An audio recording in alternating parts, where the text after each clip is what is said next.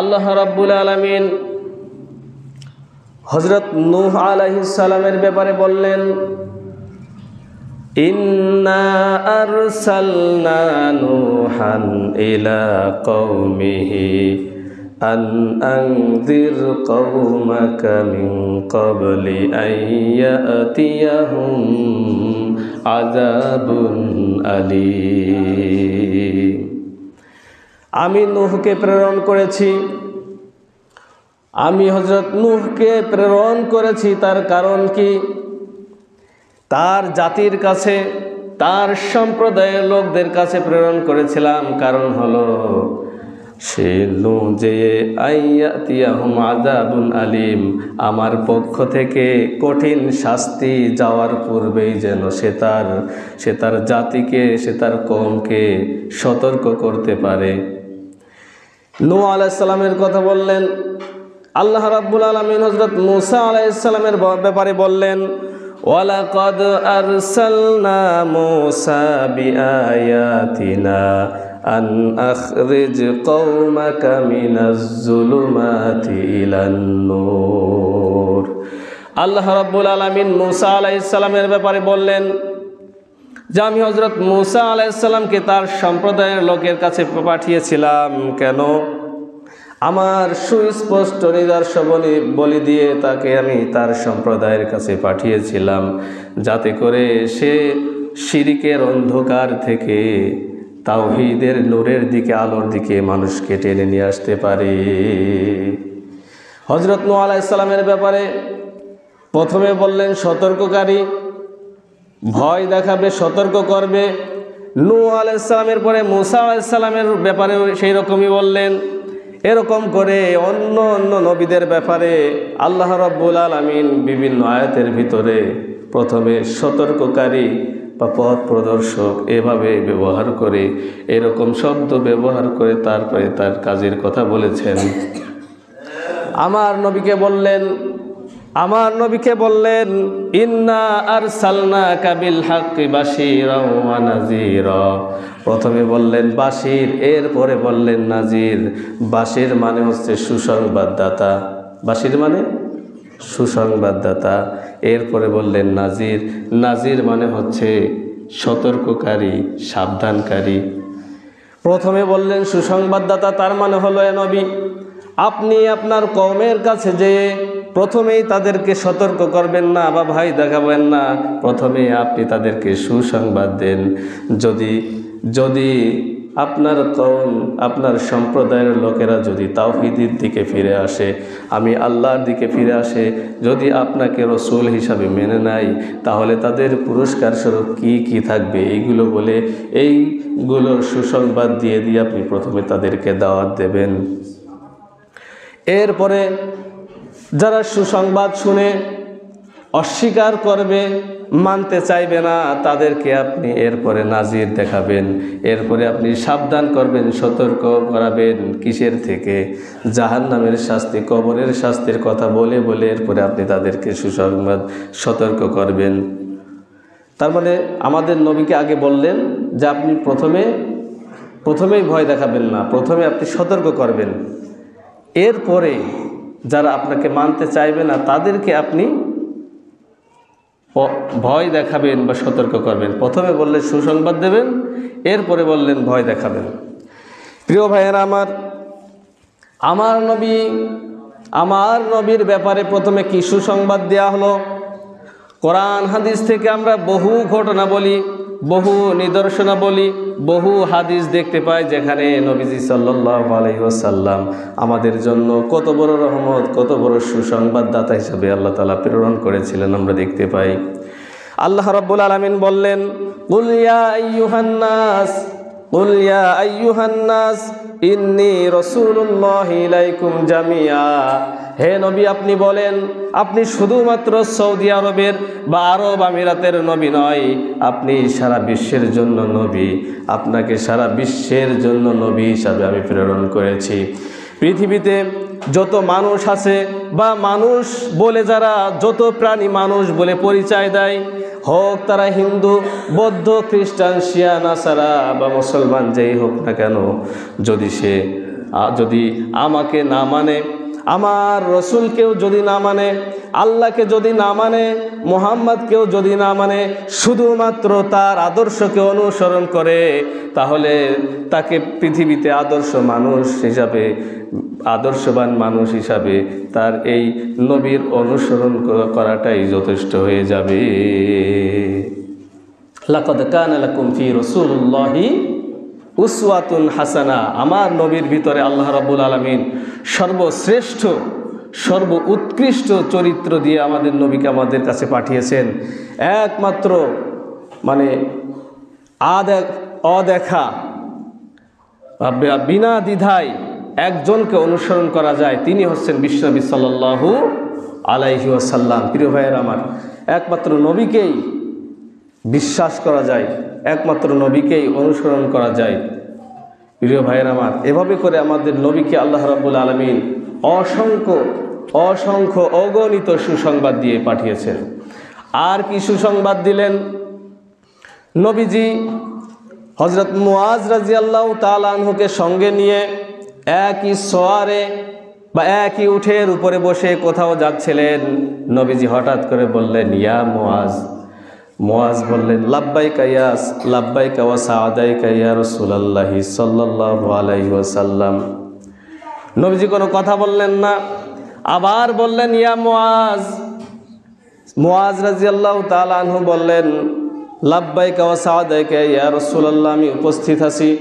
নবীজি আবার বললেন, ইয়া মুআজ। মুআজ আবার আগের মতো উত্তর দিলেন, লাব্বাইকা ওয়া সাআদাইকা ইয়া রাসূলুল্লাহ।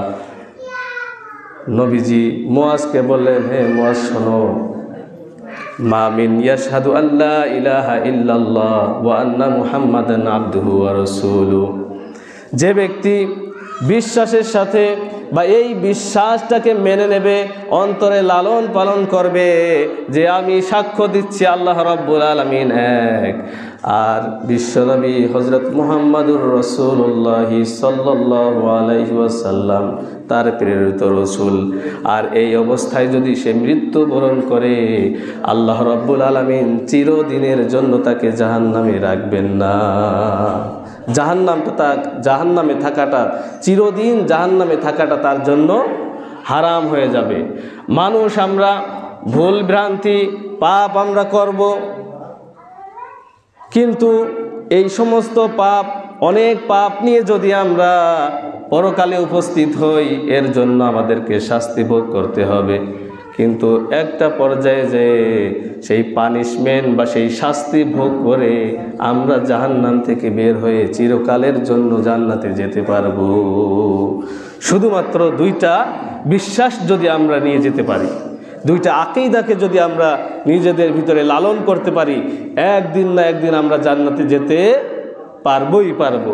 আল্লাহ রাব্বুল আলামিন আমাদের জন্য চিরকালে জাহান্নামে থাকা হারাম করে দিয়েছেন। এক নাম্বার বিশ্বাস, আল্লাহ রাব্বুল আলামিনকে এক হিসাবে মেনে নেওয়া এবং বিশ্বনবী সাল্লাল্লাহু আলাইহি ওয়াসাল্লামকে শেষ নবী হিসাবে মানা, অন্তরে লালন করা। যদি কেউ করে তাহলে চিরকাল সে জাহান্নামে যাবে না।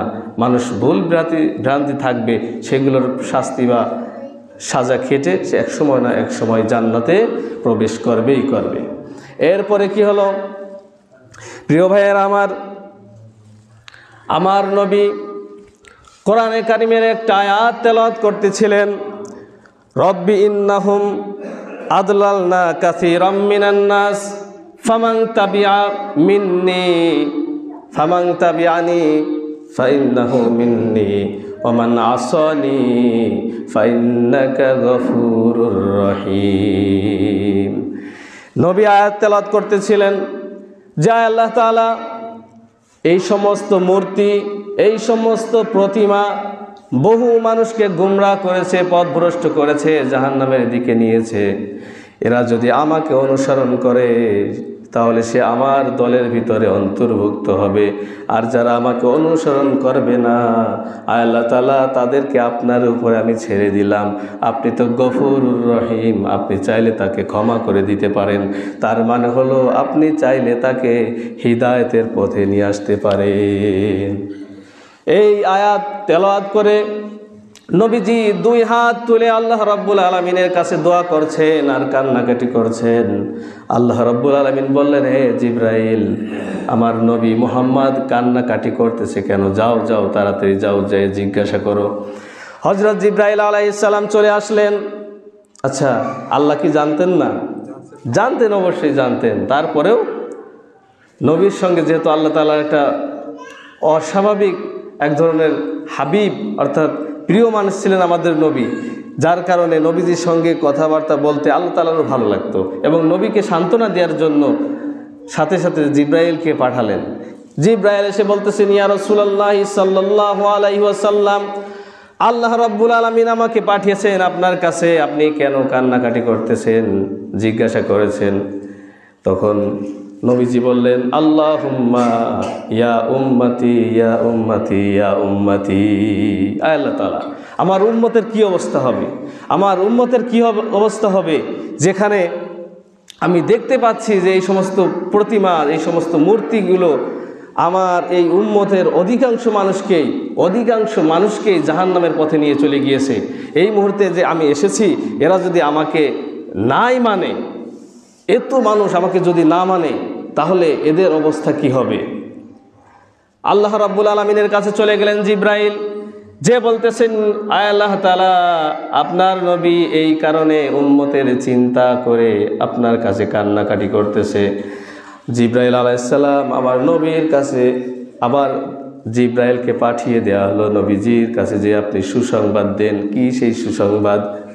সুসংবাদটা হলো, হে রাসূল, কিয়ামতের ময়দানে আমি আপনার উম্মতের ব্যাপারে আপনাকে খুশি করে দেব। আপনার উম্মতের ব্যাপারে আপনাকে খুশি করে দেব। এখন চিন্তা করেন যে একজন মানুষও যদি জাহান্নামে যায়, আমার নবীজি কি খুশি হবেন না বেজার হয়ে থাকবেন? বেজার হয়ে থাকবেন। ব্যাপারটা লক্ষ্য করেন, এই হাদিসটা যে আমাদের জন্য কত বড় সুসংবাদ নিয়ে এসেছে। যদি এই রকমই হয়, আমরা সকলেই একসাথে জান্নাতে চলে যেতে পারবো। আল্লাহ রাব্বুল আলামিন আরেকটা হাদিস বললেন, হাদিসে কুদসি আল্লাহ রাব্বুল আলামিন নবীর মাধ্যমে হাদিসখানা আমাদেরকে জানাই দিলেন, আমার কোনো বান্দা যদি গুনাহ করে, পাপ করে ফেলে, আর যদি আমার কাছে ক্ষমা চায়, আয় আল্লাহ তাআলা করে ফেলেছি, আপনি আমাকে ক্ষমা করেন, আর জীবনে করব না, এরকম করে যদি আমার কাছে ফিরে আসে, আমি আল্লাহ তাআলা তার জীবনের সমস্ত গুনাহকে ক্ষমা করে দেব। কিন্তু দেখা গেল কিছুদিন পরে ওই পাপ আবার করেছে, সে আবার লজ্জিত, আল্লাহ তাআলার কাছে আবার যদি ফিরে আসে, আল্লাহ তাআলা আবার করেছি, মাফ করো, আল্লাহ তাআলা আবার ক্ষমা করবেন। কিছুদিন পরে যদি আবার সেই পাপ করে ফেলে, আবার যদি ফিরে আসে, আল্লাহ তাআলা বলেন যে আমি এভাবে করে সারাটা জীবন তাকে মাফ করতে থাকবো। তার মানে যখন আপনি ক্ষমা চাইবেন, তখন কিন্তু আপনার ভিতরে পরিপূর্ণ নিয়ত থাকতে হবে যে আমি আসলেই ক্ষমা চাচ্ছি, আর জীবনে এই ধরনের পাপ করব না। আপনি যদি মনে করেন যে করে ফেলেছি, আবার করব আর মাফ চাবো, আবার করব আর মাফ চাবো, এই যদি আপনি করতে থাকেন, তাহলে ওই দোয়া কিন্তু কবুল হবে না। শয়তানের ধোঁকায় পড়ে আমরা বিভিন্ন সময় বিভিন্ন ধরনের গুনাহখাতা করে ফেলবো। এটা আমাদের ভিতরে এইরকম একটা চাহিদা আমাদের ভিতরে আল্লাহ তাআলা দিয়ে দিয়েছেন। কিন্তু আল্লাহ তাআলাও চান যে বান্দা এরকম ভুল করবে আর আমার কাছে এসে কান্নাকাটি করবে, আমি আল্লাহ ক্ষমা করে দেব, আবার করবে, আবার আসবে, আমি ক্ষমা করব। এভাবে করতে করতে তার সারা জীবন আমি তাকে ক্ষমা করতে থাকবো। কিন্তু তওবা, কিন্তু ক্ষমা চাওয়াটা হতে হবে পাক্কা। আপনার মনের ভিতরে যদি ওই শয়তানি থাকে, তাহলে কিন্তু আল্লাহ তাআলা ক্ষমা করবেন না। প্রিয় ভাইয়েরা আমার, এরপরে আমার নবী আরেকটা হাদিস বলেছেন, মান আহইয়া আস-সুন্নতি ফাকাদ আহাব্বানি ওয়া মান আহাব্বানি কানা মাই ফিল জান্নাহ। যে ব্যক্তি আমার সুন্নতকে ভালোবাসলো, সুন্নতকে জিন্দা করলো, জীবিত করলো, সুন্নতকে আঁকড়ে ধরলো, ফামান আহাব্বানি, সেজন্য আমাকে মহব্বত করলো। ওয়ামান আহাব্বানি, আর যে ব্যক্তি আমাকে মহব্বত করলো, কানা মাই ফিল জান্নাহ, সে আমার সাথে জান্নাতে থাকবে। এখন হয়তো মনে মনে প্রশ্ন আসতে পারে বা এই কথা আসতে পারে, কোনো মতে জান্নাতে ঢুকতে পারলেই তো হলো, নবীর সাথে না একটু জায়গা নাই পালাম, এরকম প্রশ্ন মনে আসতেও পারে। আপনি ব্যাপারটা লক্ষ্য করেন যে আমরা আমাদের পরিচয়, যদি কোথাও গিয়েছি সেখানে যদি কেউ পরিচয় জিজ্ঞাসা করে তাহলে আমরা কি বলি? আমরা আমাদের এলাকার কোনো বড় ধরনের একজন মানুষের পরিচয় দিয়ে বলি যে তার বাড়ির পাশে আমার বাড়ি। মনে করেন আপনি বিদেশ গিয়েছেন, হঠাৎ করে লক্ষ্য করলেন একজন বাঙালির মতো দেখা যায়, যে সালাম দিলেন আসসালামু আলাইকুম, তিনি বলতেছেন ইসমি গোপাল, বলতেছেন ভাই আমার আমি সালাম দিলাম আর আপনি বললেন আমি গোপাল। ও আমি বুঝতে পারছি, তার মানে কি বুঝতে পারছেন তো? সালামের উত্তর কি জন্য দিল না? কি জন্য? হ্যাঁ, বুঝতে পারছেন তো? তো এখন তার সাথে কৌশল বিনিময় হলো, কথা হলো, হওয়ার পরে বলতেছে আচ্ছা ঠিক আছে, তাহলে বাংলাদেশে আপনার বাড়িটা কোথায়? এমনভাবে বাড়িটা বলতেছেন, কেন আপনি জানেন না? ওই যে রাষ্ট্রপতি আমার বাড়ির সামনে না যেতে পারলে তো তার বাড়ি যাওয়াই হয় না। ওই যে প্রেসিডেন্ট, রাষ্ট্রপতি, স্বরাষ্ট্রমন্ত্রী, সে বাড়িতে যাবে আর আমার বাড়ির সামনেতে যাবে না, তা হতেই পারে না। তার মানে বলতে যাচ্ছে যে আমার বাড়িটা হচ্ছে প্রেসিডেন্টের বাড়ির কাছে, আমার বাড়িটা হলো স্বরাষ্ট্রমন্ত্রীর বাড়ির কাছে, আমার বাড়িটা হচ্ছে অমুক এমপির বাড়ির কাছে। তো ভাই এখানে কি করছো তুমি? বুট পালিশ করি। তো যাই হোক, যে ভাবটা নিয়ে বা পরিচয়টা দিতে যে অবস্থাটা করলো, তাতে মনে হলো যে প্রেসিডেন্টের বাড়ির কাছে এখানকার মনে হয় এই সৌদি আরবের মন্ত্রী সে, তাই না? যাই হোক, পরিচয় দিতে যে আমরা দুনিয়ার মানুষ এরকম করি, কিন্তু আখেরাতে যখন বিকেল বেলায় জান্নাতের ভিতরে বাজার বসবে আর সেখানে একে অপরের সঙ্গে দেখা হয়ে যাবে, পরিচয় লাভ করবে, তখন সকলেই গর্ব করে বলতে থাকবে আরে ভাই আমি তো নবীর জান্নাতের পাশে বা নবীর বাড়ির পাশে জায়গা পেয়েছি, বাড়ি পেয়েছি, নবীর সাথে আমি থাকি বা নবীর বাড়ির পাশে আমার বাড়ি।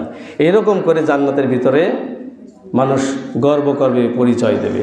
প্রিয় ভাইয়েরা আমার, আজকে বলতেছিলাম যে নবীজি যে আমাদের জন্য প্রথমে সুসংবাদ দানকারী, এরপরে বললাম ভীতি প্রদর্শনকারী। তো ভীতির ব্যাপারে বেশি কিছু বলবো না, একটা বলবো। কয়টা? একটা বলবো, অনেক আছে, শত আছে, একটা বলতেছি। একটা কি? সেটা পৃথিবীর মানুষ যেন, পৃথিবীর মুসলমান যেন একে অপরের সাথে মারামারি, কাটাকাটি, হাঙ্গামা না করে সামাজিক কায়দায় সুন্দরভাবে বসবাস করতে পারে। এই জন্য নবীজি বললেন, কোনো মুসলমান যদি, এক মুসলমান বা এক ব্যক্তি যদি অন্য ব্যক্তিকে হত্যা করার জন্য অস্ত্র হাতে নেয় এবং কোনো এক ব্যক্তি যদি মারা যায়, তাহলে যে ব্যক্তি হত্যা করলো এবং যাকে হত্যা করলো উভয় জাহান্নামে যাবে। সাহাবী বলতেছে ইয়া রাসূলুল্লাহ, যে ব্যক্তি হত্যা করেছে তার ব্যাপারটাই না বুঝলাম। মান কতালান নাস জামিয়া, যে ব্যক্তি একজন মানুষকে হত্যা করবে সেজন্য গোটা জাতিকে হত্যা করে ফেললো। তার মানে একজন মানুষকে হত্যা করলে কত বড় পাপ হতে পারে, এবার বোঝেন। তো বুঝলাম যে একজন মানুষ হত্যা করেছে, বহু মানুষের হত্যার অপরাধ নিয়ে সে নাই জাহান্নামে যাবে, কিন্তু যাকে হত্যা করা হলো সে কেন জাহান্নামে যাবে? ইয়া রাসূলুল্লাহ সাল্লাল্লাহু আলাইহি ওয়াসাল্লাম, বুঝতে পারলাম না। নবীজি তখন বললেন, কেন? সেও তো তাকে হত্যা করার জন্য এসেছিল, সে যদি সুযোগ পেত তাহলে কি করতো? একে ছেড়ে দিত? ছেড়ে দিত না।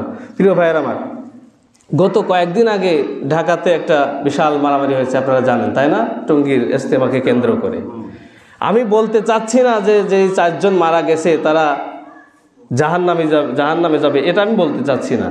ওখানে তো দুই পক্ষ মারামারি হয়নি, যে কোনো এক পক্ষ আরেক পক্ষকে ঘায়েল করেছে, তারা শহীদ হয়েছে। কিন্তু আমাদের দেশের অবস্থা কি হলো? আমরা কাদের জন্য বা কাদের উপরে আমরা অস্ত্র ধরতেছি চিন্তা করেন। কিছুদিন আগেও বা বেশ কয়েক বছর আগেও আমরা কিন্তু একই প্লেটে খাবার খেয়েছি, কিন্তু এখন আমরা একে অপরের উপরে অস্ত্র ধরতেছি। প্রিয় ভাইয়ের আমার, আমরা সতর্ক থাকব, আমরা সাবধান থাকব, কেউ যেন আমরা আইনকে যেন আমরা হাতে তুলে না নিই। আমরা যে পন্থীর লোকই হই, তাবলীগ নিয়ে একটা দেশি বিদেশি ষড়যন্ত্র চলছে। এই তাবলীগই একটা দল ছিল, ইসলামী একটা দল ছিল যেটা বিশ্বব্যাপী ছিল, এই রকম কিন্তু আরেকটা দল ছিল না। তো এটাকে নস্যাৎ করার জন্য বড় ধরনের ষড়যন্ত্র চলছে। এখন মানুষ, একসময় আপনারা যখন মসজিদে তাবলীগ আসতো রান্না করে করে খাওয়াতেন, আর সেই লোকগুলো এখন আসলে আপনারা কি বলবেন? মসজিদে উঠতে দেবেন? আমাদের মনের অবস্থা কিন্তু এরকম হয়েছে অনেকে, তাই না? তো যাই হোক, এই ধরনের ষড়যন্ত্রের সাথে আমরা লিপ্ত তো হবই না। আমরা আল্লাহ তাআলার কাছে দোয়া করবো, আল্লাহ তাআলা আপনি যে দ্রুতই এর একটা সমাধান আমাদেরকে বের করে দেন। আল্লাহ তাআলা আমাদের তৌফিক দান করবে। আমরা সকলে বলি আমিন।